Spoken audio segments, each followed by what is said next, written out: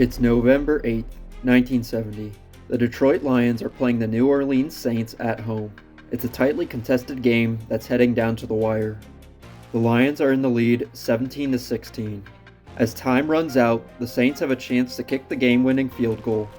The only problem is, it's a 63-yard attempt, which has never been done before. The current record holder is Burt Reicheshar, a Baltimore Colt who kicked a 56-yard field goal against the Chicago Bears, a record-setting kick that happened 17 years prior in 1953. But that was then, and this is now, in, 1970. Who will attempt the kick to possibly win the game for the Saints? This man right here, the 23-year-old, 255-ish pound kicker who was given the unfortunate nickname of Stumpy by his coaches and teammates, Tom Dempsey. The kicker with half a foot that really looked like he should be playing as a lineman instead. With a couple of seconds left in the game, he attempts the kick, and the ball is down. Dempsey kicks. It's on the way. It is good. It's good. It's good. The Saints have won. The Saints have won. The stadium is wild. What a historic moment for the Saints franchise in 1970. They must be having a good season, right? Never mind. Despite a terrible season where they had the second worst record in the league, this field goal was probably one of only a few times when Saints fans in 1970 were happy. Tom's 63-yard field goal record would stand for 43 years. Matt Prater would later break the kicking record in 2013 against the Titans with a 64-yard field goal.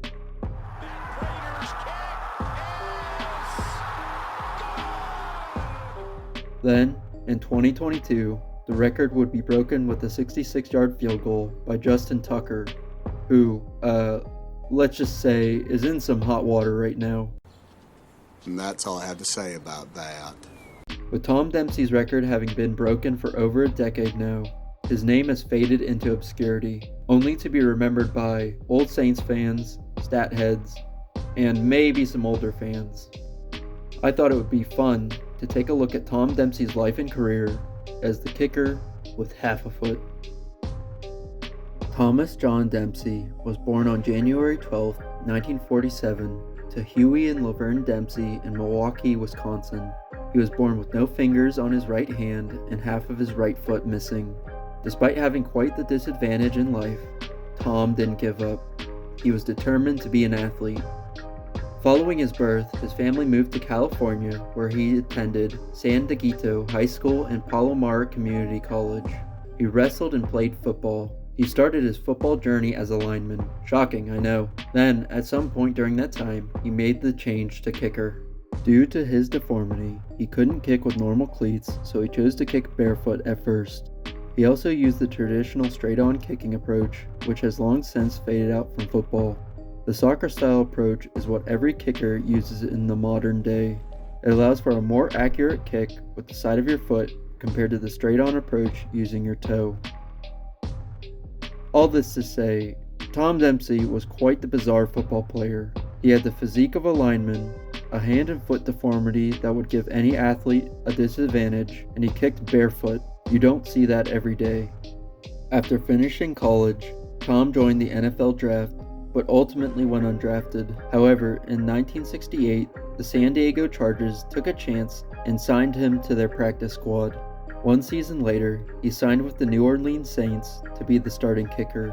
He would no longer have to kick barefoot because he was given a specially designed shoe for his right foot. This shoe would lead to controversy, causing a new rule to be implemented in 1977, named the Tom Dempsey Rule. More on that shortly. Looking at his entire NFL career, Tom played for 5 different teams. He spent 2 years on the New Orleans Saints, 4 years on the Philadelphia Eagles, 2 years on the Los Angeles Rams, 1 year on the Houston Oilers, and 2 years with the Buffalo Bills. He would retire from the NFL at the age of 32 after 11 seasons. Alright, so you might be wondering, was Tom Dempsey a good kicker? And the answer to that question is, sort of. As impressive as his journey to the NFL and the record-breaking 63-yard field goal was for a man missing his toes, he had an up-and-down career, probably more ups than downs. The only notable accolade he earned was a Pro Bowl in his rookie season. Okay, he didn't win many awards, but what about his stats? Well, his field goal percentage was typically above league average. 7 out of 11 seasons were above said average. The only issue with this data is he had 5 seasons of attempting 17 or less field goals, which, even for back then, put him in the bottom half of attempts in the NFL. These seasons end up skewing his data somewhat. For instance, I'm sure he would have had a higher field goal percentage than 25% if he hadn't only attempted 4 kicks in his last season. These 5 seasons could have either helped or hurt his overall percentage. Maybe they did both. Either way, he ended his career with 158 made field goals on 258 attempts, which is a 61.6 field goal percentage. In those 11 seasons of his career, the league average was about 60.3%. He wasn't bad, but he wasn't amazing. Despite Tom being just a solid kicker, there were some players, coaches, and even owners that wanted his record-breaking kick against the Lions to be revoked. In particular, the Dallas Cowboys at the time president and general manager, Tex Schramm. Why would they want his record to be rescinded? Remember that shoe that was designed specifically for him? Well, it had a small leather block placed right in the front of the aforementioned shoe. Some argued that it practically acted as a hammer, allowing for longer distance kicks. Pete Rozelle, the NFL commissioner during Tom's career, heard the complaints from around the league and decided to not strip him of his record. What a bro.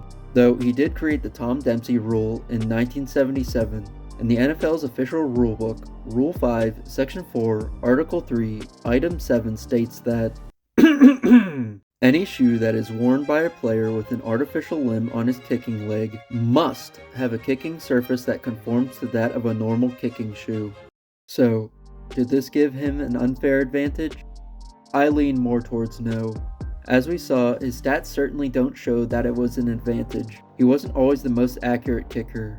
He was just alright. And if you've ever kicked any type of ball in your life with your toes, it's typically less accurate than kicking soccer style with the inside of your foot. Basically, adding a flat surface to Tom's shoe, along with his straight-on approach, technically made him less accurate if you think about it. But if you disagree, let me know down in the comments. Tom Dempsey is by no means an all-time great kicker, but I think his story is extremely interesting. A man that had a difficult start to his life and had to face a constant uphill battle, where even having a normal job would have been a challenge. But against the odds, he made it to the NFL. He was given a chance as an undrafted player and played for 11 years. He made the most of it. Not to mention, the average career length for an NFL player is about 3.3 years.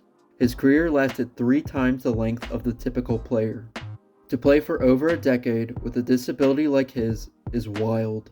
I think Tom Dempsey's life is a perfect example of not giving up and continuing to chase your dreams no matter the circumstances.